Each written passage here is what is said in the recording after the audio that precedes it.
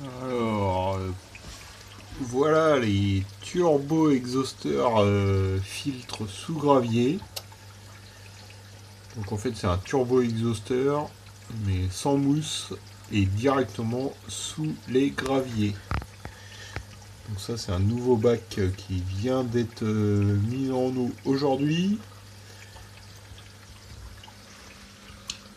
Là on voit là un tout petit aussi qui vient d'être mis en eau aujourd'hui. J'ai fait les deux. Donc là on voit le turbo exhausteur. Donc là on voit les orifices que j'ai fait pour évacuer les bulles d'air et puis le mouvement d'eau aussi. Donc en fait on voit bien sous les graviers. Donc c'est le même principe qu'un filtre sous gravier mais en turbo exhausteur. J'ai celui-là, enfin c'est 3 bacs, c'est un 180 litres qui est séparé en 3. Donc là pareil, donc là toujours sous gravier. Donc en fait le refoulement en haut, celui du dessous c'est un bac de 180 litres qui est séparé en 3. Donc là voilà, on aperçoit dans le fond le long qui est enroulé le tuyau d'air. Donc là bah, il y a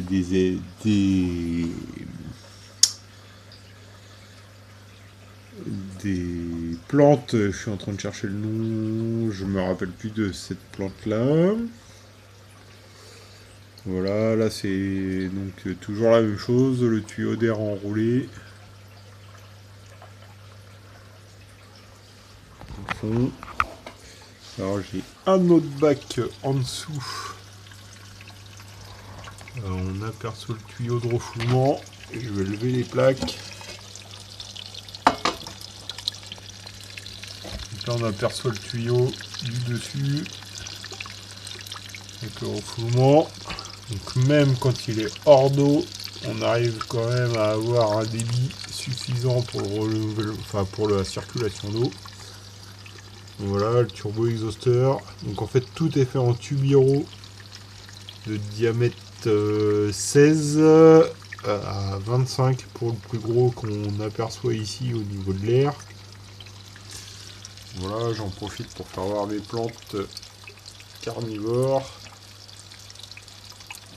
Hop, on va remettre ça. Donc là une grassette. Alors je me rappelle plus le nom exact de celle-là. La fleur tient depuis au moins presque 3 semaines. Voilà, plante carnivore, une grassette. Là une népenthes. Donc on voit sur celle-là, elle a une urne qui est déjà à moitié fanée.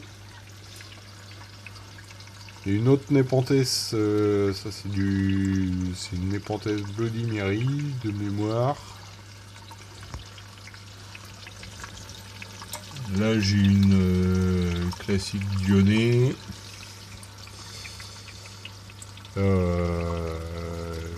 J'ai bouffé le nom, mais voilà, une autre plante carnivore. Là on aperçoit les guppies. Donc là ça c'est un bac où j'ai mis 4 femelles et un mâle pour la sélection.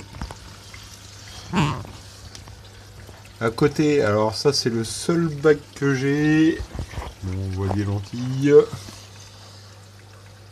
Le seul bac que j'ai en filtre sous gravier classique. Je vais vous faire voir la sortie.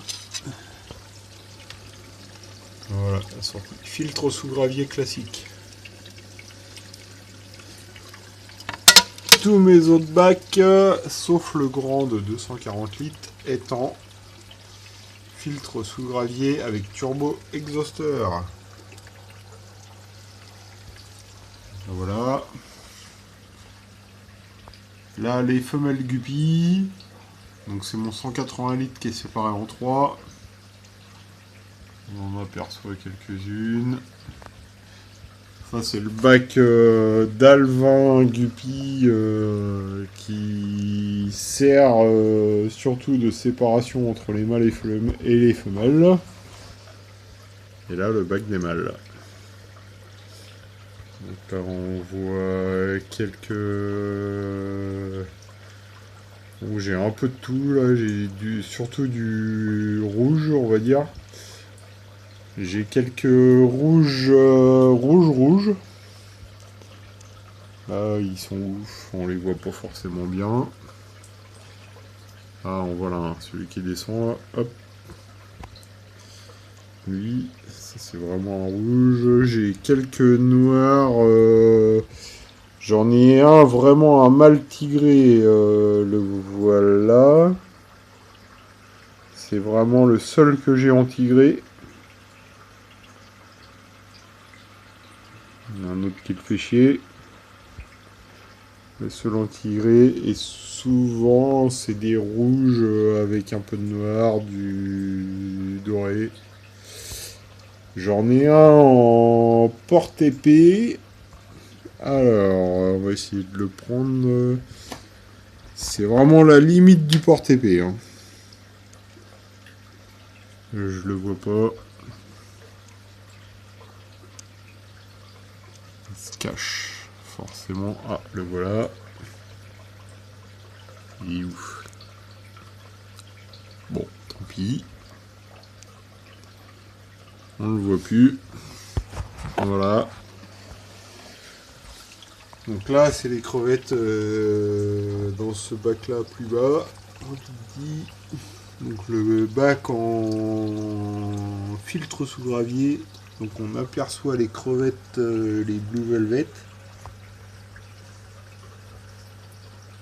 Quelques-unes. Voilà. Et après, j'ai le bac des Red Cherry qui fait 280 litres. Donc là, elles ont eu à bouffer, donc on en aperçoit quelques-unes. Ouais, il y en a 100, 120, on va dire à peu près. On va reculer pour voir la vue d'ensemble du Red Cherry qui est en cours de remplissage.